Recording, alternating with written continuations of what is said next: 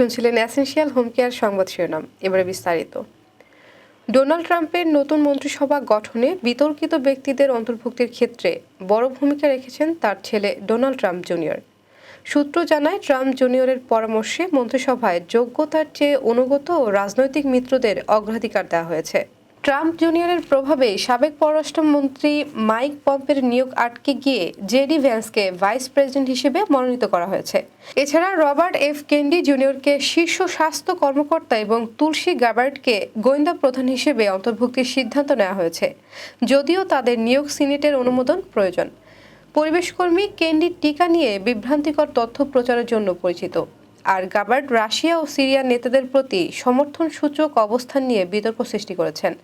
Trump junior Fox নিউজকে বলেছেন, আমরা জানি কি করছি। বাবার চারপাশে থাকা ব্যক্তিরা যোগ্য এবং অনুগত, তবে প্রশাসনের সব সিদ্ধান্তে তিনি সরাসরি জড়িত নন বলে ঘনিষ্ঠ সূত্র জানিয়েছে।